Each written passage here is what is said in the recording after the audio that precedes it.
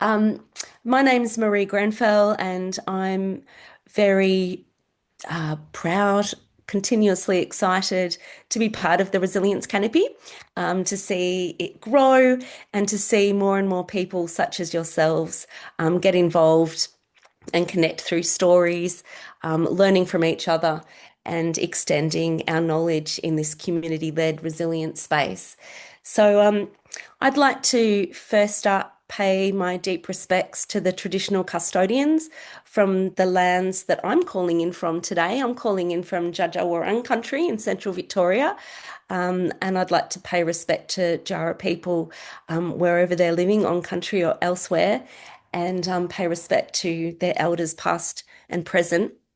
I'd also encourage you to acknowledge the traditional custodians from the lands that you're calling in from this evening.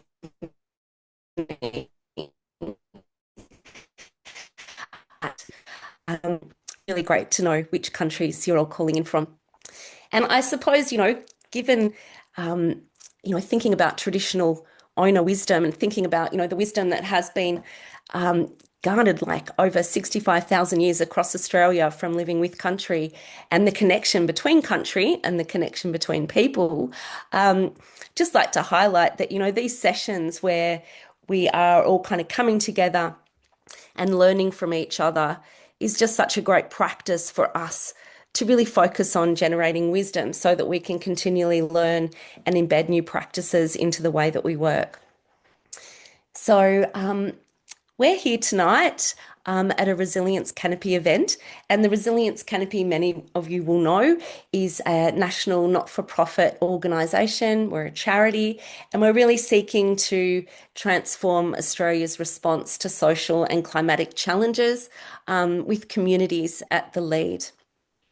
The Canopy Collective is one of the offerings of the Resilience Canopy, which is really a network of peers, collaborators, and partners that's designed to support resilience practitioners, community leaders, and community members to all come together in their work to really generate community-led resilience. This is actually our first community showcase, which is part of our Canopy Collective. And it's an opportunity for us to really share real stories, practical tools, and ideas about how to, support communities to feel stronger in the face of whatever comes their way. Oh, bless you. Pardon me. Bless you, Quentin. Turn off my Um, speaker. this event, the Community Showcase, is going to happen quarterly. So we look forward to seeing you at future events. And the overall kind of theme for the Community Showcase is local connection and resilience.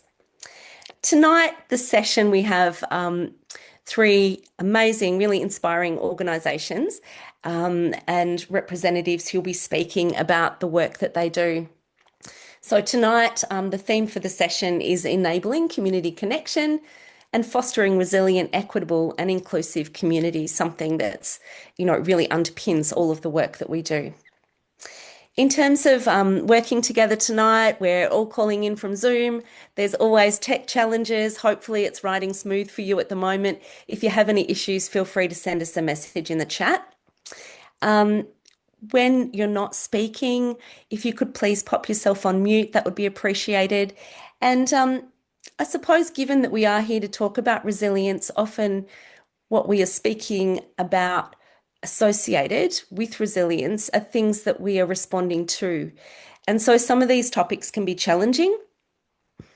Some of them are really exciting and rewarding, but there are always challenges in the mix. So I suppose just a quick content warning, if any of the material this evening triggers any kind of feelings within you that are confronting or challenging, feel free to, walk away, take a little walk, some deep breaths, send us a message, but please do what you need to take care of yourselves.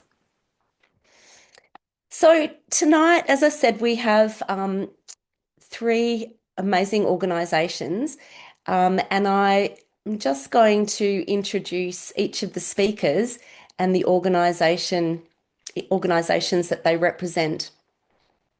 So I'm just going to scroll through so that I introduce everyone in the best appropriate manner. So we have one organisation is called Neighbourhood Node, and Annemine is here and Eust is also here, but Annemine's going to be speaking about Neighbourhood Node. Now, Annemine is a neighbourhood engagement manager at Neighbourhood Node and works alongside residents in and about Alberton, South Australia, to strengthen everyday connection, participation, and a sense of belonging. She developed the Minor Works program, a practical participatory framework that supports people to shape projects, build confidence, and contribute to their community. Annemine holds a master's degree in gender studies and brings many years of experience in community development, facilitation, training design, and collaborative project delivery. Her work is grounded in a strong understanding of how inequality, trauma, and life circumstance can shape people's opportunities to participate and reflects a long-standing commitment to creating environments that are welcoming, safe, inclusive for people of all backgrounds and abilities. What an amazing and inspiring bio, Anna Mine, and we really look forward to hearing from you. I'll just introduce the other speakers. So the way that we're going to kind of run the session tonight is we're going to have each speaker kind of give us a bit of a story about their work and how it relates to, community-led resilience and connection. And then we're going to have 5 minutes after each speaker so that you can ask any questions. So that you don't forget the questions that might come up for you while our speakers are talking, if you could perhaps even write your questions in the chat so that you don't forget, and we'll have that time after each speaker. And then at the very end, hopefully we'll have just a little bit of time to weave a few threads between the speakers' content and have any more discussion. So after Annemine, we're going to hear from Renee Brandt, who is with Which Way Cultural and Community Care, which is based up in Cairns on the Northern Beaches, focused on youth engagement, cultural connection, and building practical community resilience. Her work is grounded in grassroots activation, strong partnerships, and creating safe, connected spaces that support early intervention and long-term well-being. So I'm really looking forward to hearing from Renee. And then we're lucky to have Rachel and Loriana from Gender and Disaster Australia. Rachel is the training manager at Gender and Disaster Australia. Some of you might have partaken in the training that Gender and Disaster Australia offer. She's an experienced social work practitioner and specialist trainer in gender equity, disaster, and the prevention of violence against women. Rachel brings a strong record in designing and delivering training for emergency services, local government, and community organisations. And then Loriana is the Research and Innovation Manager at Gender and Disaster Australia with almost 2 decades of experience. That's a long time in the emergency management and public sectors. Loriana was a senior board member for Women and Firefighting Australia and is deeply committed to improving disaster responses for people from all walks of life. So a really massive thank you to all of our speakers for spending time with us here this evening and all of you for coming along to listen. So I'm going to pass over now to Annemine so that you can kick us off. Thank you.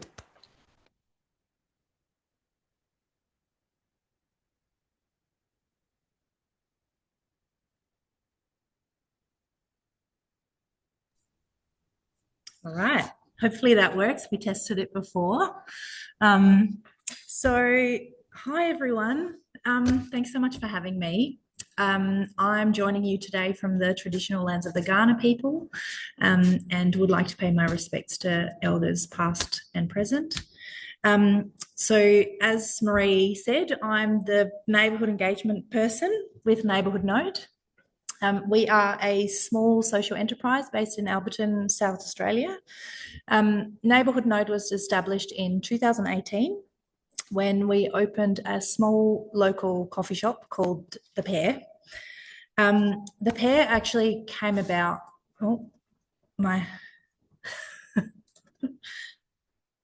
it's not letting me click through.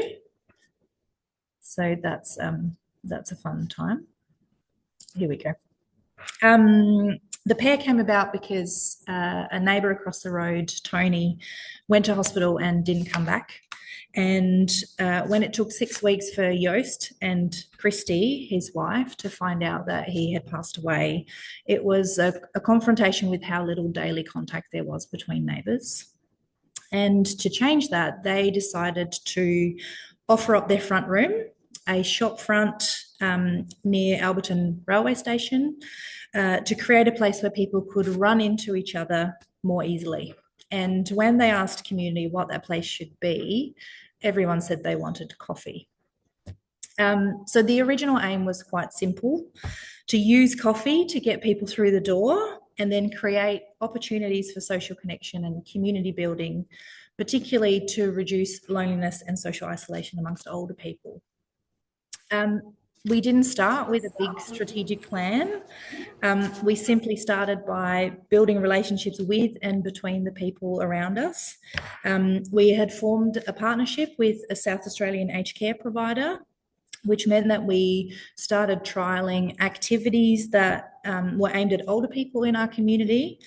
And quickly we noticed that it wasn't just older people who were looking for connection, and they weren't the only ones who were around during the week.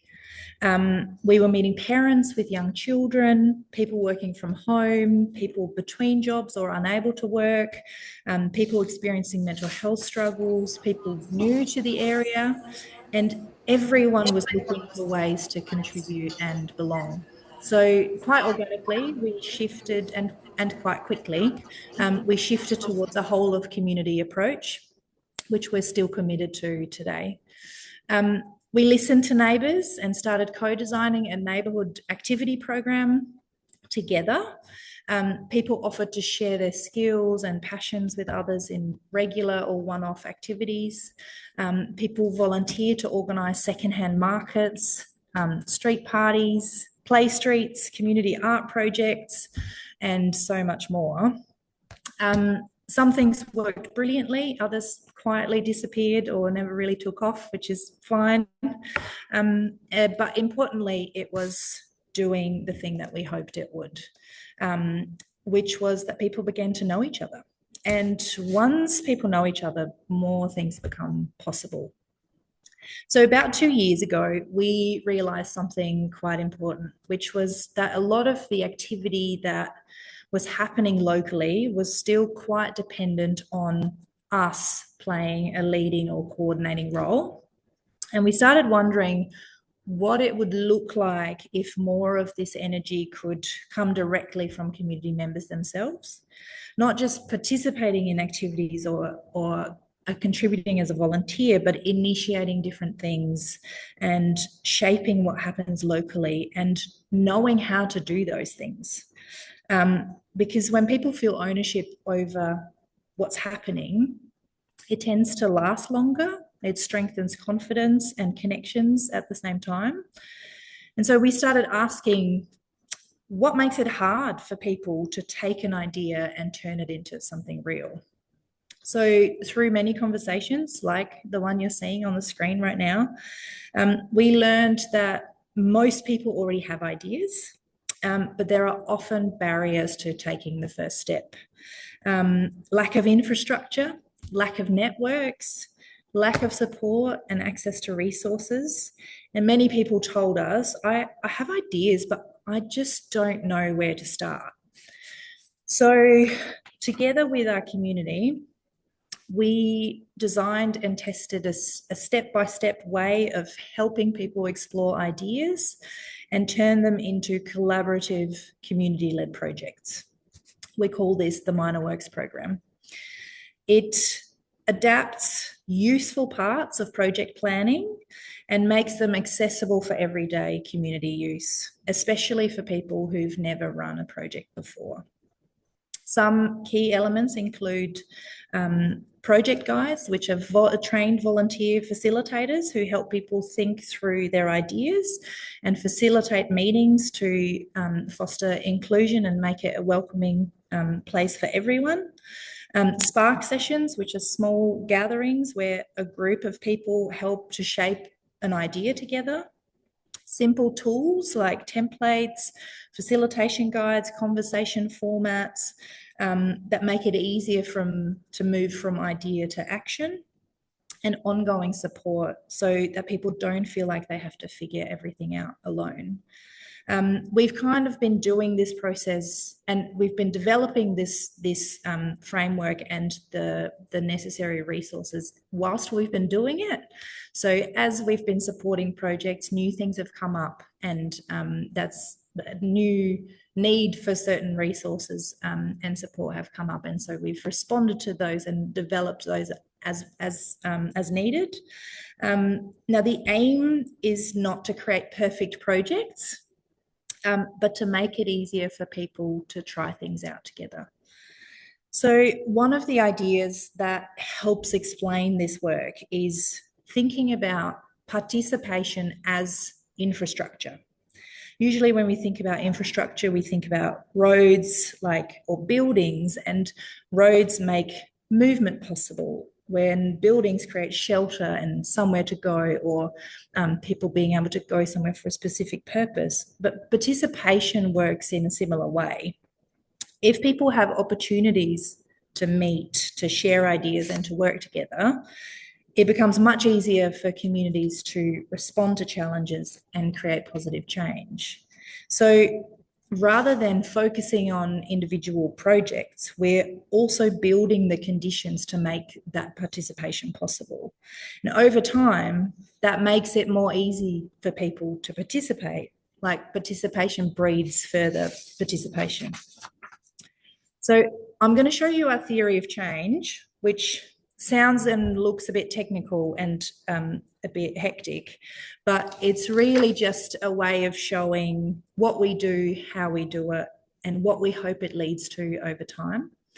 So you can see that it starts quite practically. We input things like ideas and relationships and spaces, tools and volunteers, and they go into activities like Spark sessions, project support, shared learning opportunities, which leads to outputs like developed projects, new skills, and stronger networks. And from there, we see all these outcomes emerging on individual, intrapersonal, and community level.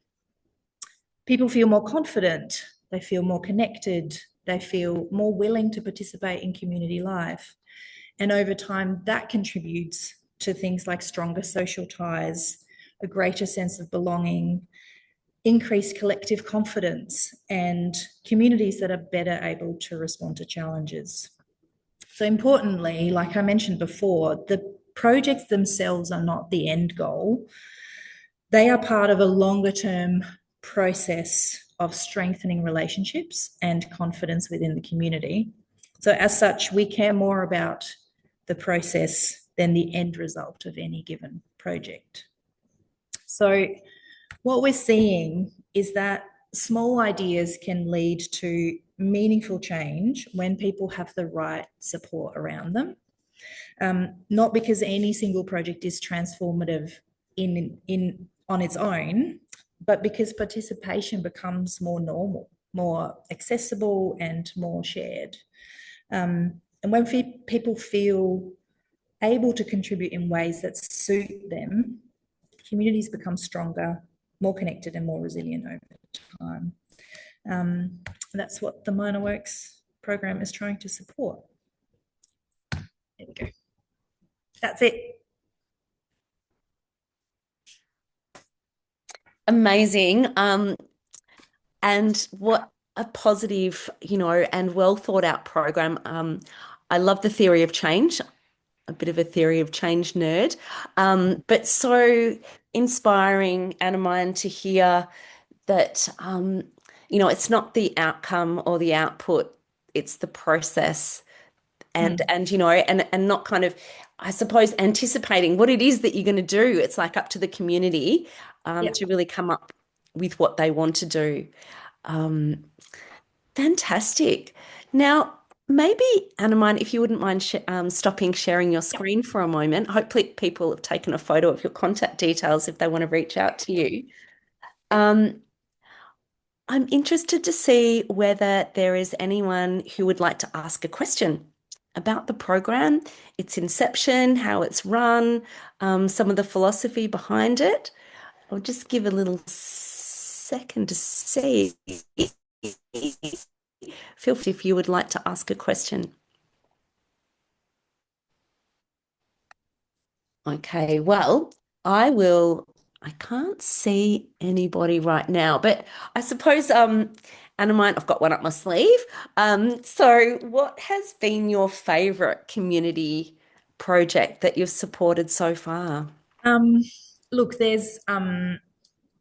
are a lot, and the reason that they're I guess different favorites is for vastly different reasons. So recently, we one of the projects we supported was a 79-year-old neighbour to put on her fringe show. Mm, Um, which I love for so many different reasons. So when we start, well, someone comes to us with an idea, we do what we call an idea intake, and we talk about what their idea is, where it's come from, whether there's a need for it, or if it's solving a problem, but also what they personally are hoping to get out of it. So mhm. it's about, a project is, or being involved in a project is not just about the outcomes of the project, but also about what it can do for you, right? Like what Yeah. could you personally learn or get out of being involved in this? And when she came to us and we had this conversation, she said that she just wanted to be held by the community. Oh, And um, that's what happened. And we got a bunch of volunteers together. We helped her work out how to register for the fringe and how to set up an ABN and how to put how to create a stage. We had a local artist who created a backdrop for the show, and it it had been a long time since she had felt so supported. right. And I think I love that project because it enabled people from our community to experience the fringe within our neighbourhood. It enabled people to see something that was completely out of the ordinary and something that you don't see regularly. And it had a lot of very positive individual impacts for her. It strengthened the connections between her and all of the volunteers. She's hosting us on Friday night at her house for a celebration, which is a really important part of the Minor Works program, is that we celebrate along the way. And yeah, that's a great one. In my presentation, I also showed you a picture of 4 women who were smiling very happily, and that was a local art exhibition project, which had come from one of the women in that photo, who was an artist, an emerging artist, I guess. And she really wanted to show her own art, but also practice public speaking. And so we managed to bring together a project team of people, several other local artists who put on within 3 weeks' time put on a local art exhibition, showed off their art as well as other people's, and not only managed to pull that off, but also get some paid work out of it afterwards, which was just fabulous. And after the night itself, there was about 50 people who came along and looked at all the art. One of the artists said, this tonight has really helped me break through my shyness. I managed to talk to other people, Mm. which is something I didn't really think was possible for me. And yeah, it's just a very powerful thing to be to support people to do fun and exciting things together.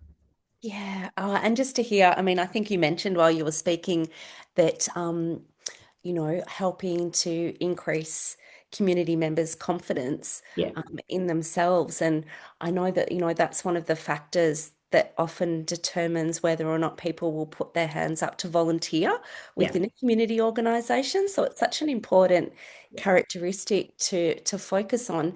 Um, yeah, I suppose I was just thinking about that ability to connect individual need with collective need and what a special thing that is to because often if someone is experiencing some sort of need on an individual level, somebody else in the community is as well. And then if people can hold them through that process, then that's really powerful.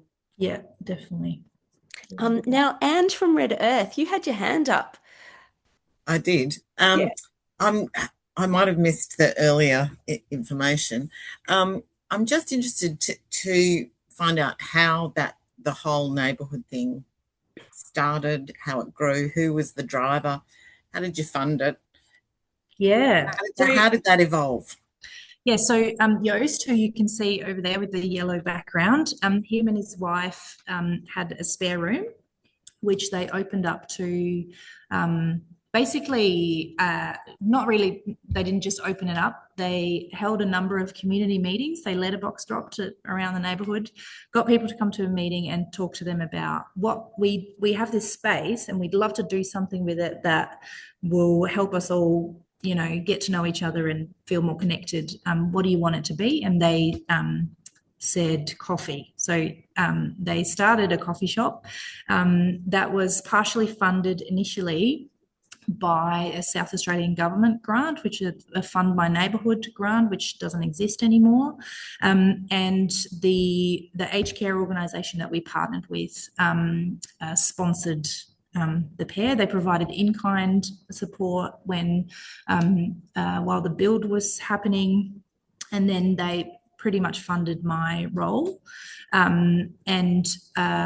The cafe runs itself. It's the cafe staff are paid for by themselves, but the community development work we have always funded externally. So that's we've over the 8 years that we've been doing this, we've had funding from the federal government, so Department of Social Services. We've had different state government department funding through the Office for Ageing Well, the Mental Health Commission, Department of Human Services, and we're currently funded by the Faye Fuller Foundation, which is a South Australian philanthropic foundation, which supports grassroots, community-led initiatives that particularly focus on improving mental health and well-being. Is that sorry to interrupt? No, is that sort of one-off grant funding, or is that ongoing? That was funding? 2-year funding. Yeah, okay. But we, as I'm sure many of you know, there's not. Well, there is no ongoing funding out there. Mm-hmm. So basically, we just patchwork together a combination of funding to try and keep going. And Mm. And I suppose, you know, just recording the stories and what community have learned and how community are coming together. It sounds like having a theory of change and being able to record those stories from community members really help strengthen, you know, your business case of why you're so important. Sure. Yeah. Excellent. Now, any other hands up for a quick question? Otherwise, we're going to move on and hear from Renee. If you do have another question, we will hold other questions off until the end. But thanks so much, Anamine. A really inspiring story, and you know, especially from a challenging beginning. You know, it's amazing how you can turn a tragic situation into something that's really inspiring and so beneficial for the local community. Yeah, that's Thank right. you. Yeah. Okay, so now we're going to hear from Renee from Which Way Cultural and Community Care. I'm kind of feeling like I'm almost in far north Queensland at the moment, Renee. I've got thunder going on here in tropical central Victoria, and it's very humid, but definitely probably not as humid as it is in the northern beaches. So I said at the very beginning where Renee was from, so Which Way Cultural and Community Care, an organisation focused on youth engagement, cultural connection and building practical community resilience. So over to you, Renee. Look forward to hearing your story.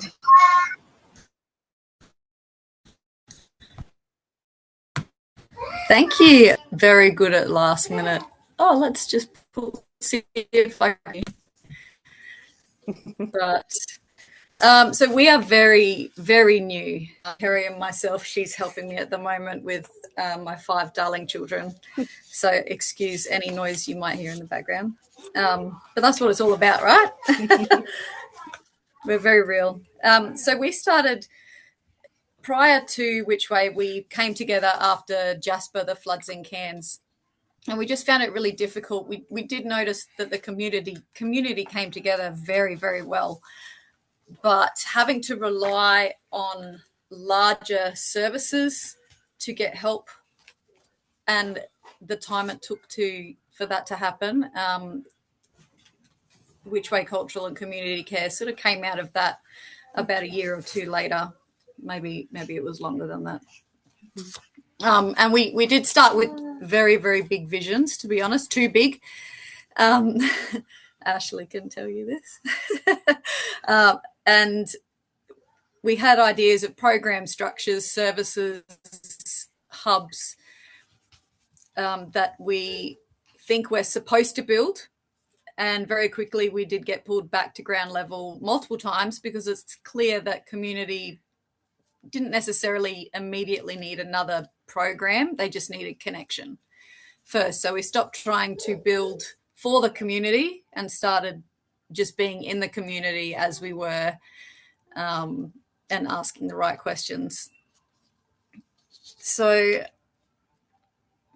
what it looked like, we threw together a couple of barbecues along the beach where there wasn't much structure to it. We're good like this. I don't know if it's a far North Queensland thing. We're like, hey, let's just see what happens. Community barbecues where we had locals that were just walking their dogs and stopping and having conversations and saying, wow, I haven't been able to sit down and talk to anyone else beside my four walls and taking my dogs for a walk for a year, and they hadn't sort of made another friend or been able to connect with other people, and just us being there and just having that option. It was really nice to see a couple of oldies just stopping by and having a chat, and there was some kids on scooters riding past, and you called out, oi, come here, come have a feed. What do you want? Why? What do we have to do for this? Nothing at all. It's just because youth is a big one, is they're bored and they're getting into trouble because they're bored. So our big thing at the moment is the very early intervention prior to them being disconnected from school and getting into trouble. So at that barbecue, we would just call them as they were cruising past and having a look, and they ended up coming and getting a feed and then going away and getting some friends and coming back again with 5-6 friends, and they'd interact with all the younger kids as well. And we were finding that it was really great to have that mixture of ages, and seeing the older ones connect with the younger ones as well.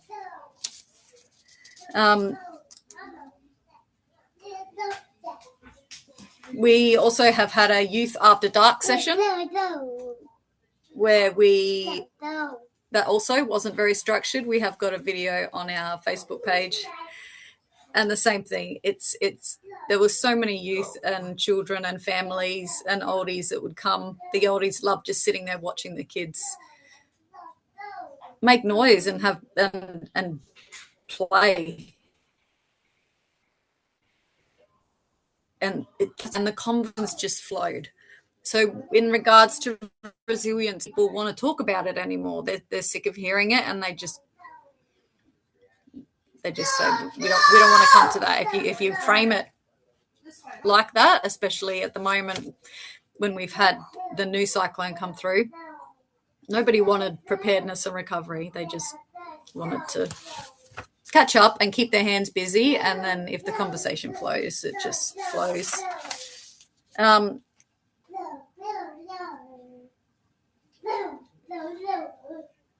Sorry, I'm sidetracked with noises. Connection has to come before intervention, people feeling comfortable, conversations opening up.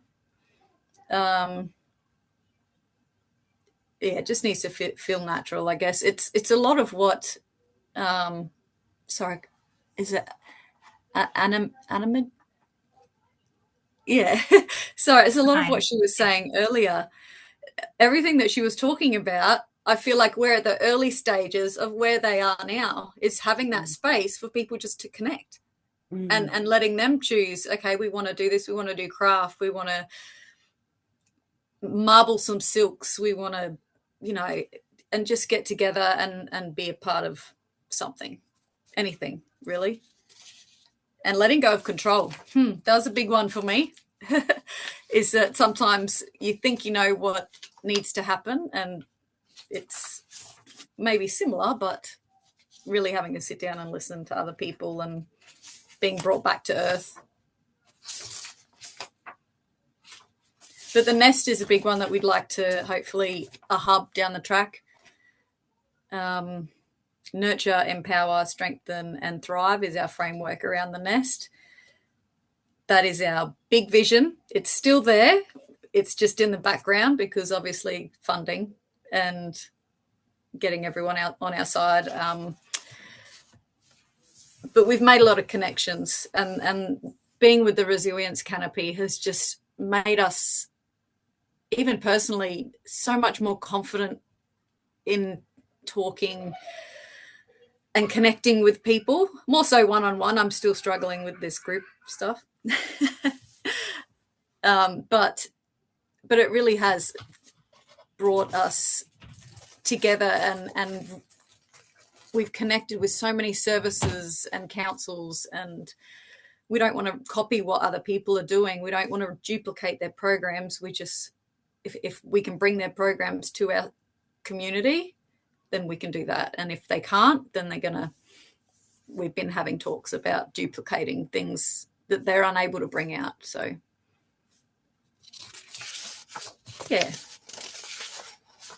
there's a lot in the mix. I am not sure.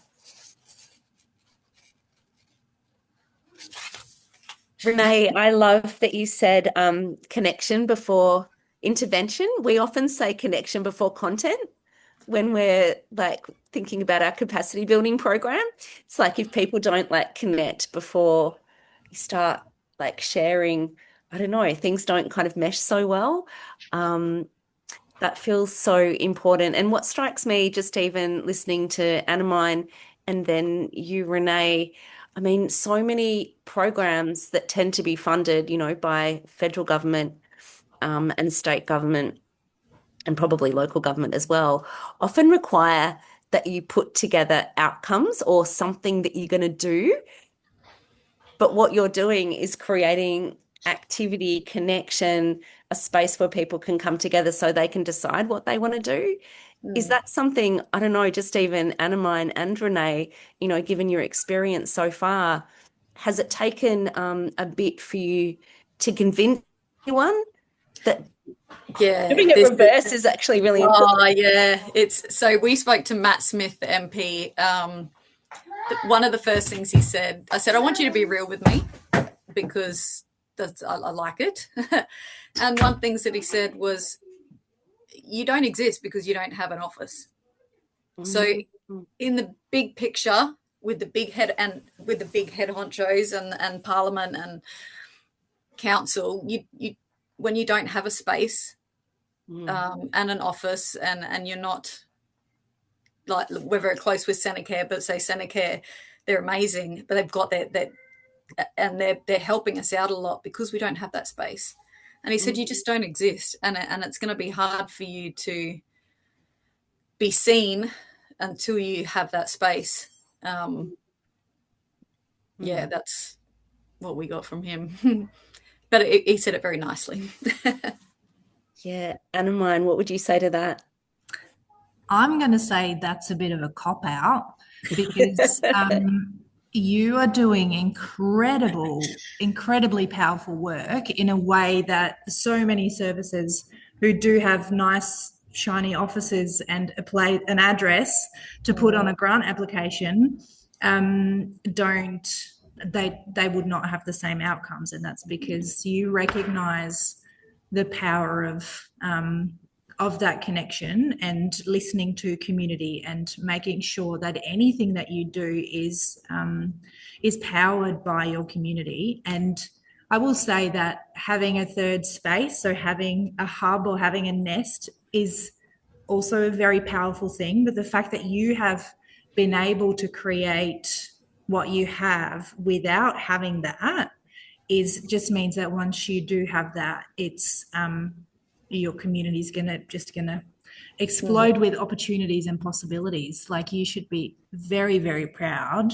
And yeah, if you want to talk about, like, ways that you can make that argument to that MP or to potential funders, please reach out. I'd love to think that through. I think we need a coffee date. Yeah. Yes. Yeah.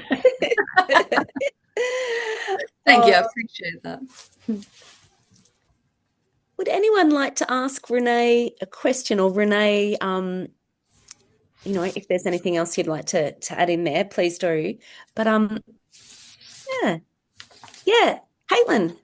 Yeah, Renee, because we've only spoken a little bit recently, and I think having chats with Ashley, I'm constantly just like so in awe of the balancing act. And this kind of comes with a personal lens that, like, that balancing act, I think you said 5 children, amongst, I know the myriad of other things that you do, but community-minded folk and those that are so, sorry, my blurriness, so passionate about, their positive outcomes for their folks, are often the ones that are juggling and spinning plates beyond comprehension. And I'm just curious, like, do you have any tips for people that work for you, or are you like, no, Caitlin, I have no idea? Like, do you have something that like works for you? Like, how do you kind of continue each day and chipping away at this work? To be honest, I've wanted to throw it in multiple times because it's hard.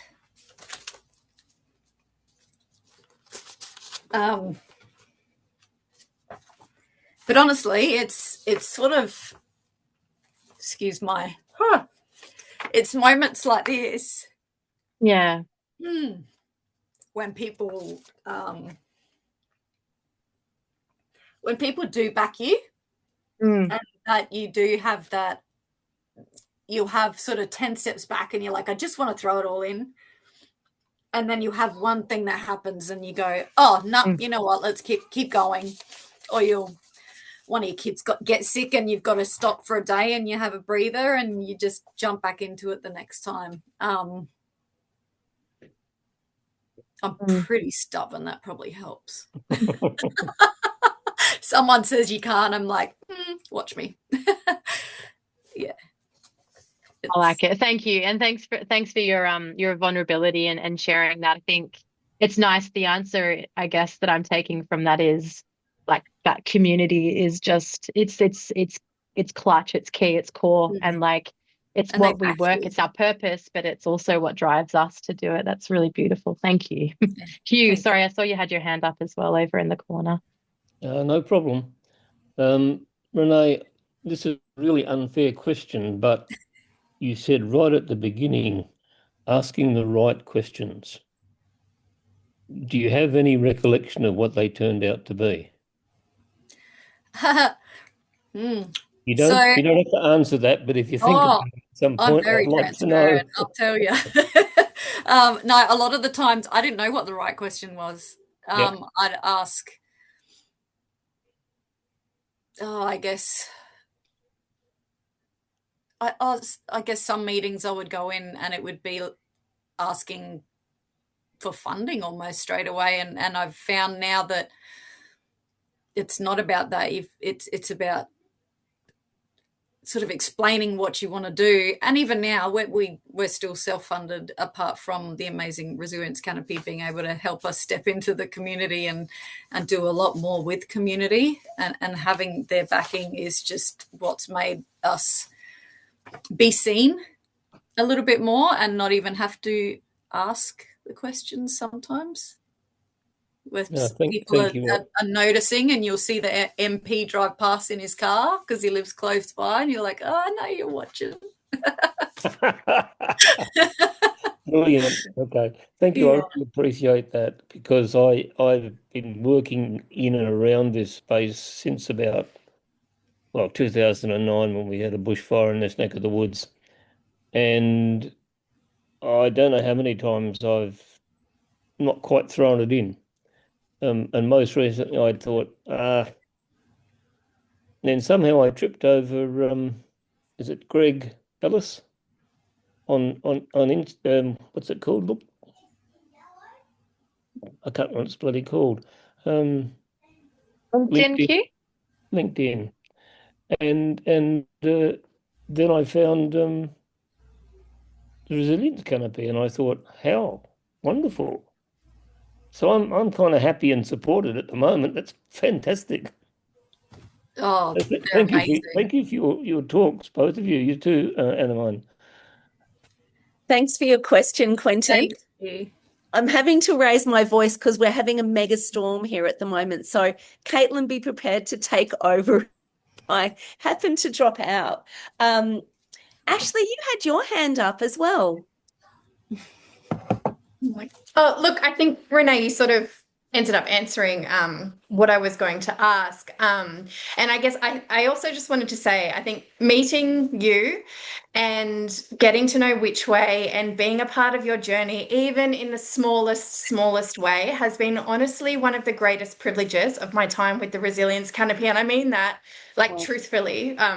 It's been such a joy and a privilege, and I'm so proud of you as well. Aside from that, before I get teary as well, I was actually curious because you sort of mentioned about, coming back down to earth. And I wonder if that also means maybe slowing down just a little in some ways. And I'm wondering if you've sort of noticed, like, what's been the impact of that? Because that's challenging as well to slow down when we're people with big ideas, big drive. Yeah, so you've kind of mentioned it a little bit now after Q's question, but yeah, just curious about that, what that's looked like, how that's felt. Yeah, it was very hard to put our idea of the Discovery Centre and the Nest on hold and not have a space to start with. I think we've slowed down, but we haven't in a certain way. We kept going, but it was a different direction. It was the connections with so many other services. There's probably 15 services that now I'm with, emails coming through. I'm on 3 or 4 different boards, including Rotary and the Cairns NAIDOC committee and a few other things, and just connecting and adulting, as I call it, with it. So we're still, I guess I still go hard, but it's slowing down and going hard in the right steps rather than jumping. And I still tend to jump, and then I've got to be brought back. The Aboriginal Land Council did that to me as well recently. They're like, "Yep, slow down. You can't light up the whole coast, but we can light up Trinity Beach for NAIDOC week." Yeah. So it's just, yeah. It sounds very wise, Renee, thinking about the amount of energy and time that we have is finite, isn't it? And working out how you expend your energy and time in ways that feel meaningful and purposeful, but kind of, yeah, that refining lens can be difficult to do, but it sounds worthwhile. Renee, just another question, just given how much flooding and severe weather events, Cairns has gone through over the recent times, probably, Cairns has a wet season, always has tropical cyclones, but it does seem to have kind of elevated a little bit over the last 5 years. Just how do you find, you mentioned with regards to Tropical Cyclone Jasper or ex-Tropical Cyclone Jasper and people not wanting to talk about it. But how have you found that we can support resilience and recovery in a way that people actually want to engage with it, especially, when communities are feeling really fatigued because, one thing happens on top of another and communities do get really fatigued by these events. Yeah. Thank you. We, oh, so through finding the resilience canopy, I'm on a board called Connecting Communities, and we did a resilience recovery, an event to start with, and it was all the fireys and the ambulance and the resilience recovery. No one turned up. There wasn't many people that turned up, and debriefing from that, we found that the best way to go into it was to not frame it around resilience and preparedness. It was making the space for people to just come together through craft, activities, keeping your hands busy, families getting together, and the conversations would happen. So you still have a little table with some information there, but someone might just say, "Oh, do you remember this happened in Jasper?" Or you'll just drop something, or "Oh, how are you going? You got your kit ready? You've been to the bottle-o? Like, how you going? Like, everything's going to be shut down for a week." And the conversations just happen. And they did, even with the after dark session. We had some youth even talking about the recent one that came in, because every other cyclone that's come in the way that one did dropped. Like, it was a category 5 coming in for us. I think it was, I can't remember what it was called, but it just dropped and it hit Tully. So we were very, very concerned that this one was going to do the same thing, but it didn't. Thank goodness. But yeah, it was not about forcing the conversation, just creating the space that everyone feels comfortable with and the community feels like that they've created it as well. Thanks, Renee. And that sounds, once again, so wise. And I know that the same thing happens down here in Victoria, like groups sometimes emergency services will run explicit, like prepare for this or prepare for that, and nobody will come along. But then when you get community together, they'll talk about what's top of mind. Thank you. So look, just checking, are there any other questions for Renee? Really appreciate, your sincerity, honesty, and as Caitlin said, showing vulnerability. It really shows passion and dedication with what you're doing, Thank you so Renee. much. Yeah, thanks. Thank you. So now we have Rachel and Loriana from Gender and Disaster Australia, and really looking forward to hearing what Rachel and Loriana are going to speak about, being involved in training, research and innovation, mixing up women firefighting and experience, in the broader kind of emergency services sector. So welcome, Loriana and Rachel. Invite you to take yourselves off mute and Hi there, just bear with me whilst I get my that's okay. It's always like being a DJ where you're kind of like spinning different records at the same time. Oh, okay. And of course, it did not. Yep, that didn't go down. Hang on, sorry about this. That's okay. There we go. Okay. Hi. Thanks, thanks, Bree. This is such a great opportunity to be able to talk to everyone. What a great collective of people. And Renee and Anaheim are just, yeah, wonderful, inspiring speakers. You guys are really on the ground working with community, and it's really inspiring to hear what you're doing.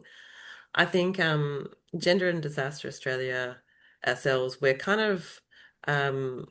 we're probably just a little bit further down the trail of being an organization. We've had our startup kind of moment, and now we're kind of moving into consolidating and moving into our foundations. And we're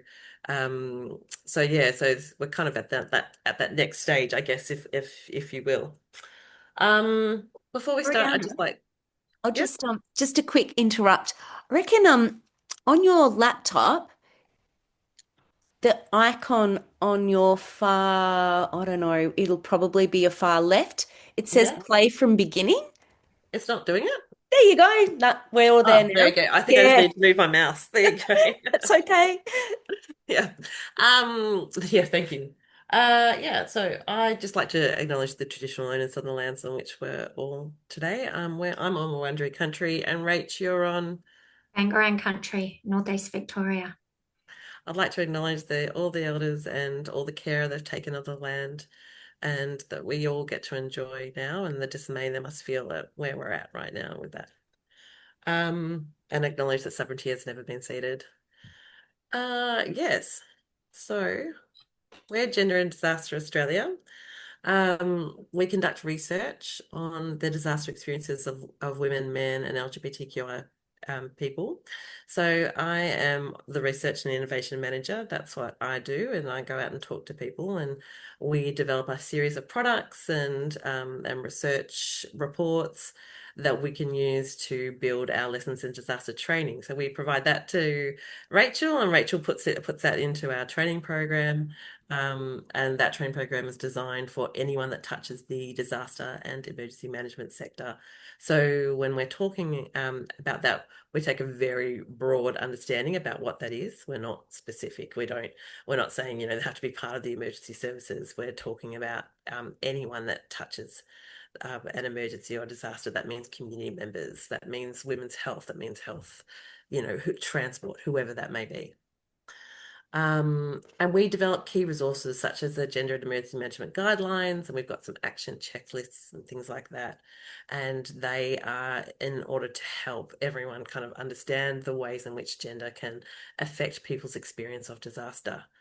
And we work in partnership to improve inclusion and reduce the harms experienced by women, men, and LGBTQIA plus people before, during, and after disasters. So one of the really good examples of that is that we've got a project funded by the federal government in Victoria, where we're going around to every local government and running scenarios and simulations of an evacuation centre, and helping the local governments and the people organising evacuation centres understand some of those critical gender issues that people might be experiencing in disaster. So what's the context that we work in? Like, why do we do what we do? Um, you know, if you look at this, sorry, I've just got to move something here. There we go. It was right in the way of my notes. The emergency management sector, we're here to understand like what's making the emergency management tick when it comes to gender, and what's the kind of leadership and culture that we are reinforcing, and is it actually fit for purpose in the face of an increasingly complex and community-centered disasters? So what the emergency services, what they're providing now, is that actually useful? Because those systems, they can sideline women and marginalized genders from key decision-making spaces, and where their insight and their lived experiences are completely vital. I mean, Renee and Anaheim are just great examples of the ways in which the community and women's voices are really, really critical to resilience and to communities. Because what we do know is that when leadership is homogenous, we lose perspectives that could make recovery more equitable and more sustainable as well. So what we're trying to do is we're trying to help people look beyond like those individual traits and behaviors. And it's because it's not about I think people often think that some of the training courses that we do is about attacking men or masculinity. This is not about that. This is about examining the structures that shape our disaster responses. And we're asking who gets to speak and who gets heard and who is experienced and who is expected to cope silently. So in here you can kind of look, I've got these kind of little statistics and little vignettes of, the ways in which masculinity is pervasive in the emergency management sector, and it continues to have a cycle of kind of masculinity that never actually gets changed. And here is some of the effects of what can happen when we fail to acknowledge the ways in which gender and the way can affect the way people experience disasters. 1 in 4 Australian men affected by disasters report elevated anxiety and depression. There's displacement among for periods beyond 6 months, which doubles the risk of ongoing distress and post-traumatic stress and disorder and anxiety. And I'll talk a little bit about in a moment about why these mental health issues are really, really important for us to consider. 51% of Australians are exposed to extreme weather report mental health impacts, and 21% report this impact as moderate or major. So that's quite considerable. And then we've got hazardous alcohol consumption, which also increases by 10 to 30%, which is a pretty disastrous statistic. Disasters disrupt school attendance. I'm not telling you anything that you don't already know, but these are kind of facts that we kind of provide to people so they can kind of understand the context by which we're playing in. Children may show disengagement and emotional difficulties. Disasters disproportionately affect low-income households. Housing affordability is the bigger one. Housing is a huge one that we're finding when it comes to gender and people's experience of disaster. Housing affordability stress increases in the 2 years following the disaster for homeowners with a mortgage. That's 2 years. That's a long time to be really feeling the stress of a disaster. Annual social and economic costs are projected to be approximately 6.3 to 10.4 billion by 2060. So that's something that we know that there's more things that we need to be doing, like not less things. And hospitalisation for multiple health conditions rise in the months following major floods. So morbidity really increases. And here's just some more statistics. We've got some 15% of households face insurance affordability. 54% of people fear that extreme weather will make insurance unaffordable. And housing in flood-prone areas is generally more affordable, exposing people with a disability and their carers to higher risk of displacement and disruption. So one of the reasons in which we exist from the outset was we were funded for the federal government under, Rach, remind me what the act is, I always forget. The National Plan to reduce or to prevent violence against women yes. and their children. Yeah. So our initial, Rach will go into this, but there was a 2022 review of 39 Australian studies. We found consistent spikes of domestic and family violence during and after disasters. And a survey in early 2020 found that 60% of Victorian family violence practitioners reported an increase in violence against women. Women are 14 times more likely to die in a climate-related disaster than men. And this underlines the gendered nature of climate impacts and highlights why inclusive and gender-informed approaches are not just a nice to have. So if we continue to ignore these cultural patterns and the structural impacts that they produce, we really we risk repeating the cycles of harm and missing the opportunity to build stronger and more connected communities. Yeah, and then, yeah, I'm going to move on to Rach. Take the floor. Can you go to the next slide? Yeah. So thanks for having us, everyone. It's good to be here tonight. I wanted to go a bit deeper into our lessons in disaster training. And I've been thinking about Anna-Main and Renee, at that time around local connection and resilience. And one of the things that we've found is that we're actually also about service connection, because what we've found is that often services on the ground don't even connect together themselves, but I can go into that a bit later, and there might be a question about that. So I want to tell the story about how Lessons in Disaster training program came about, where it came from, how it evolved, and how we went from sort of this research piece to action and grassroots sort of grassroots action, really. So the training program is grounded in two pretty pivotal research reports. The first one was The Way He Tells It, Relationships After Black Saturday, which was released in 2011. And so you can see how long ago it was when we were back at basically nothing, no funding. And Men on Black Saturday, Risks and Opportunities for Change, which is released in 2013. that first report was one of the first research reports to examine violence against women in the disaster context. And you can kind of note the title of it, the way he tells it. It was deliberately called this because what happened was men's versions differed from women's versions of events during the Black Saturday firestorm. At that time, it was a piece between a local women's health service and Monash University. And as a women's health service, it was really unusual for us to actually work with men. And so we were asked, like, what about the men? So we went in and we spoke to men after Black Saturday as well. And we found increased rates of anxiety, depression, self-harm, and suicide, and also the gendered way in which men often, not always, respond and not reaching out for help and support when they really needed it. So these sort of landmark studies really revealed how gendered expectations and gendered violence actually intensify during and after disasters. So and it certainly created the momentum at the time.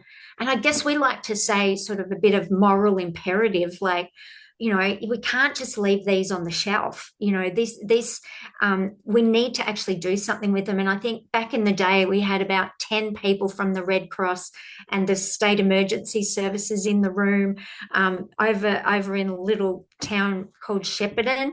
And it was, in fact, I think it was Numurkah. If anyone knows Numurkah, it was a really tiny little town.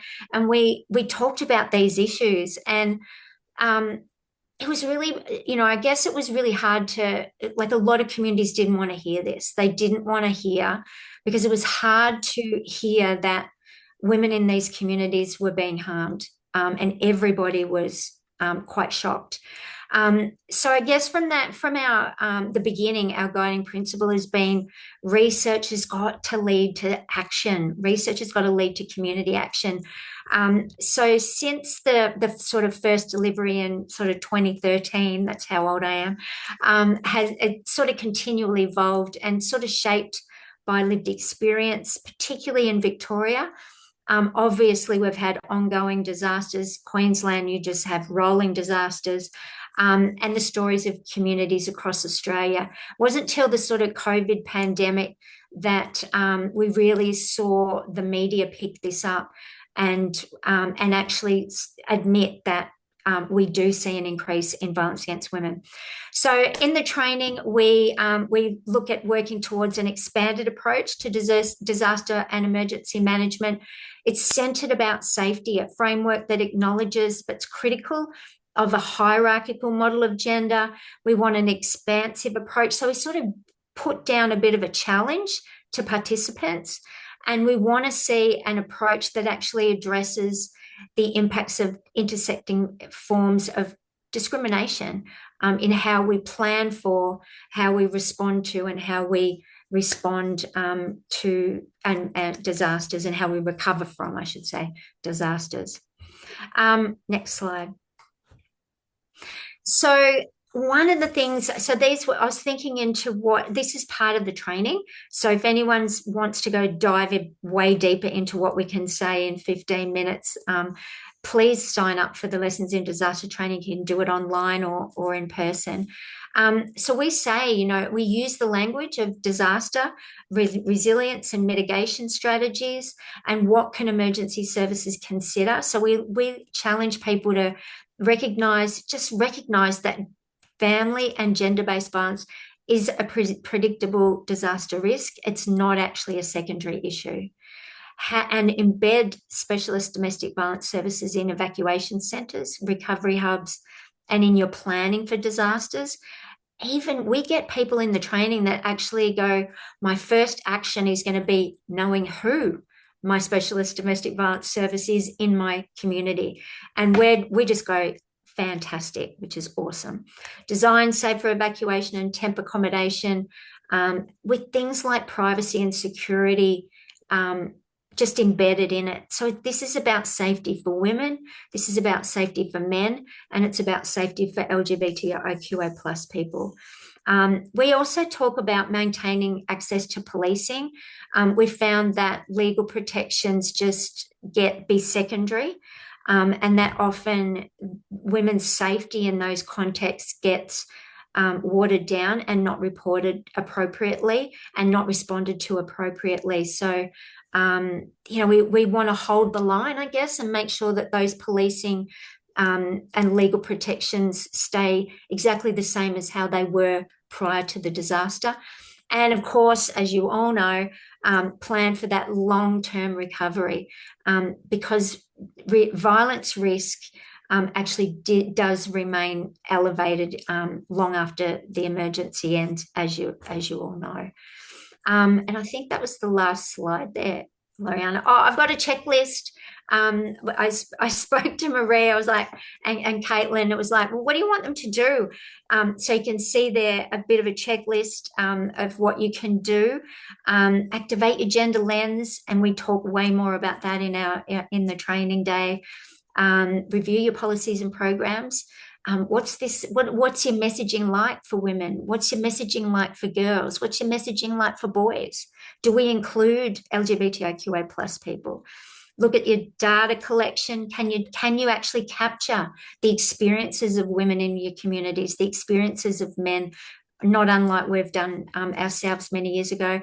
Know your local domestic violence services. There's checklists, there's guidelines as well on our website to have a look at. And if you're interested in these issues, which I assume because you're partnering with the resilience canopy, you will be, because this is such an important part of each of your communities. Absolutely engage with myself and Loriana. Sign up to our newsletter, or just send us an email with your experiences and let us know how it's going for you.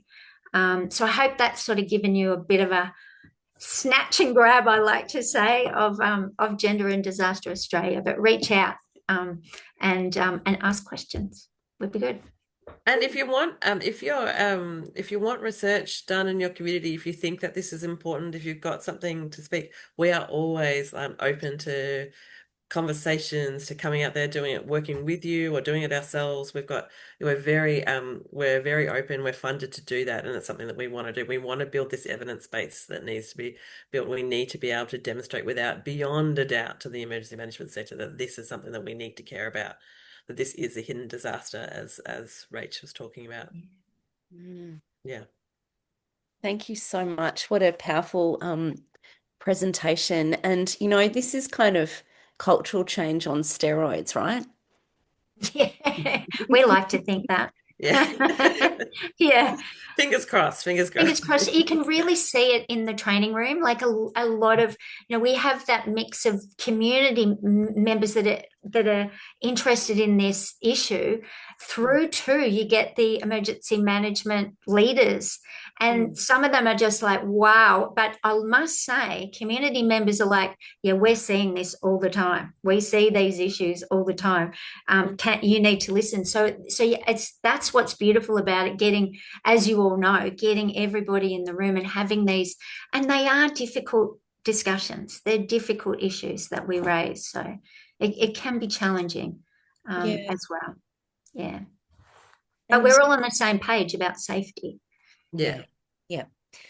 And I suppose, at the end of the day, when you think about emergency services and the kind of, fairly traditional command and control, wearing a uniform, this brings it right back to everyone's a person at the end of the day, taking off the uniform and acknowledging these challenges. So yeah, thank you so much for that presentation. Questions, anyone?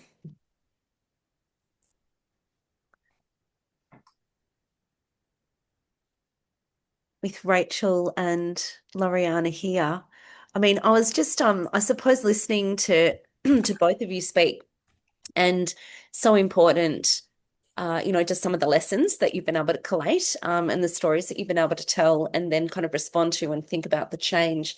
Do many younger people come along to the training sessions or have been involved in the programs that you're running, Rachel or Loriana? And how do they feel, in this space? We're getting more and more young people. It's interesting in terms of, we talk about the gender is socially constructed, and young people just go, yeah, we know that. And yet older people that come along go, what, like what? So I need to sit with this, like, hang on. So I feel like a lot of young people, we get it pretty quickly and go, yep, okay, what are we doing about it? And older people are like, oh wow, that you've just blown my mind. Having said that, we talk about issues around the man box, and what it's like for men and boys to be boxed in. And actually, like, I look behind me because I had this same conversation with my 17-year-old son today, literally today, as I was working, I was thinking about tonight. And we have those discussions. So the young people are open to it. And having said that, we've had a young woman in particular came. She was going to be one of our trainers, and after the first day of lessons in disaster training, she was so blown away. She just said, I don't want to be, I need to really sit with all of these because I can't see anything the same again after today. Yeah. Which can happen. She came back the next day and she did do the trainer with us, but and she was awesome. But she said, I need to sit with, this has changed my worldview. This is my whole experience, and you've just captured it. And yeah, so it can be, there's lots of different responses and reactions and actions that people take after we've done some work with them. Yeah, I mean, I think as well it's worth chatting a little bit about the emergency services, or I've been at conferences and forums where people have spoken about how the young people coming through the ranks will change the emergency services. But actually, when that's what people thought a couple of years ago, but actually what they're finding is that's not happening in the ways that they expected, because what's happening is young people are coming in incrementally and they're actually just being indoctrinated into the culture. And so the culture just brings them in.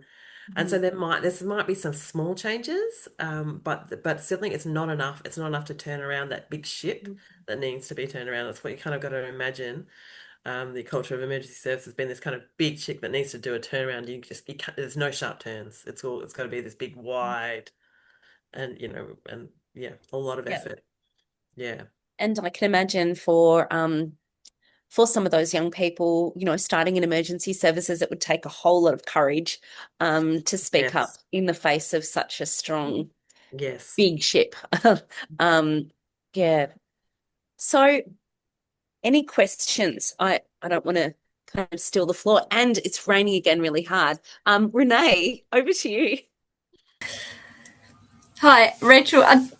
When you were talking about the village, about the connections between the actual services, and that, is that something that's been happening already?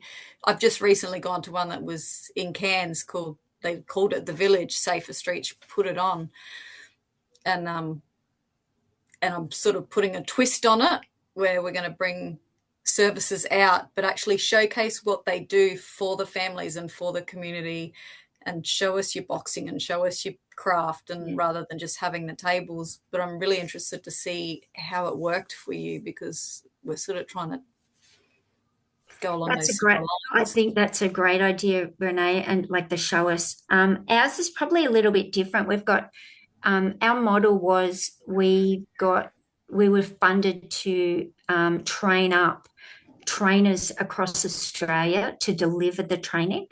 So last week we're in, would you believe it, Alice Springs. We got them in even though they were flooded out, and to Tangier Council as well. This week tomorrow we're in Newcastle and it's far north Queensland, so New South Wales.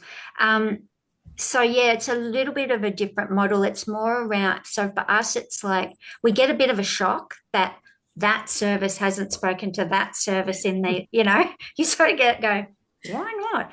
Just to plan for, like, you're sort of doing that by what you're doing already, just naturally. And these services, like I think Imogen said before, was like, they're not doing it. So yeah, it's sort of, or it was organic for us that they were talking. We literally, in Darwin, they were talking across the room at each other, and Darwin, a small town, and they still weren't talking to each other. So keep doing your work and keep doing those connections, because it is about service connections just as much as it is about individual and community connection. Yeah, I think.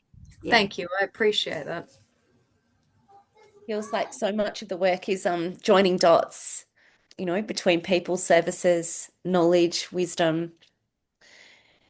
Now, we could probably just keep talking, for a long time. I'm conscious that, it's 25 past 8.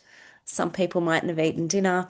I'm really keen to hear, as a result of the experiences, just talking to our generous speakers, given your experiences in starting up the organizations that you're, now working with in community, and given that we're all here, what is one change that each of you could propose to all of us that we could make in our work, which is generally around community-led resilience building?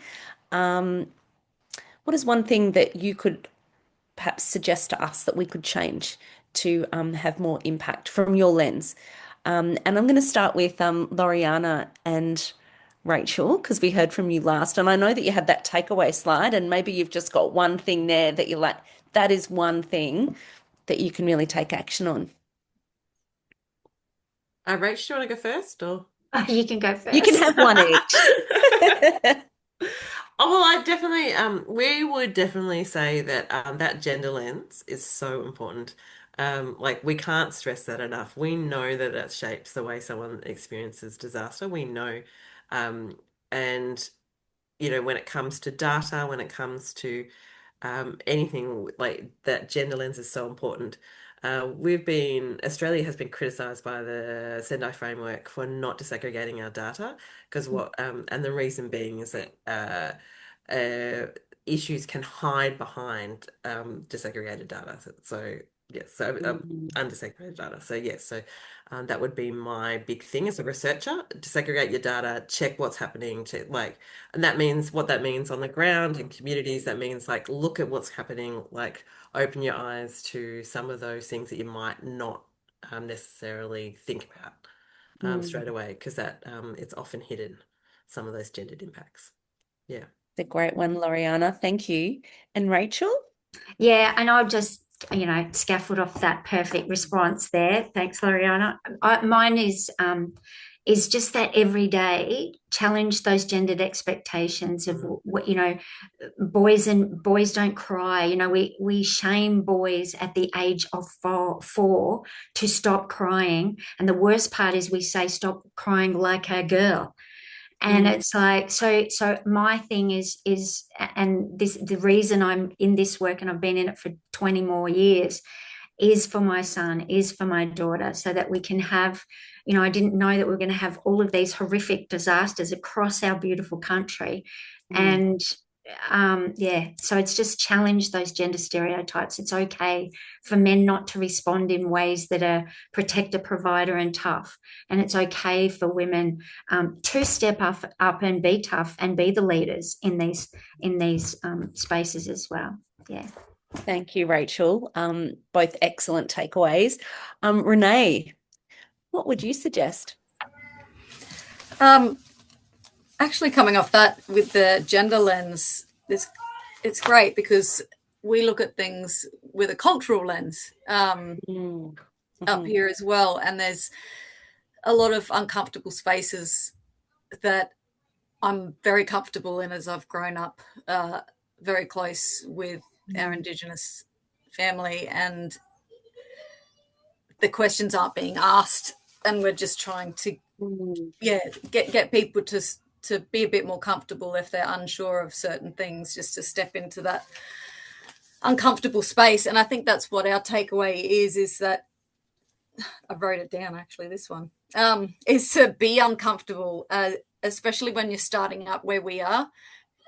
Keep going, be uncomfortable, do things that make you feel awkward and that make you shake, and that because that's where the growth is, that we've found. So when you're real with people, and most conversations I still start with, we're new to this space, we're learning to walk and talk in this space. They don't judge you, they sort of sit back and go, okay, they're going to be real, it's not going to be so full on. So a lot of phone calls I didn't make, and a lot of people I didn't talk to because I was scared. I didn't know what to do or what to say, and I jumped the gun and just did it, and it took off, and it was great. So it's just make that uncomfortable phone call, make the uncomfortable meeting that you're just not sure about, and just see how it goes. Excellent. That's such great advice, Renee. Thank you. And Anna, what would your one call to action be? I think it kind of draws everything together a bit, because when Marie asked us to think about one thing, to sort of one takeaway that you want people to take home, I think mine was the answer is community, and but how we facilitate and enable opportunities for connection matters deeply, because if we don't, we will inevitably perpetuate existing inequalities. And whether we want to or not, we make decisions about who gets to connect, who gets to feel safe, who gets to be included, and who's worthy of community and who isn't. So I'd say do the thing, like just do it, don't think about it too much, but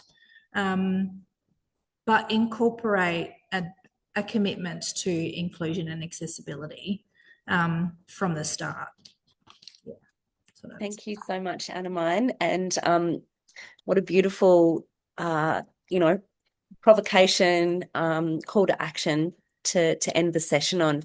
It's just been such an honour and a privilege to host this conversation tonight. On behalf of the Resilience Canopy, thank you once again to our amazing speakers for your generosity and passion and the work that you do, and the world is a much better place with you all in it.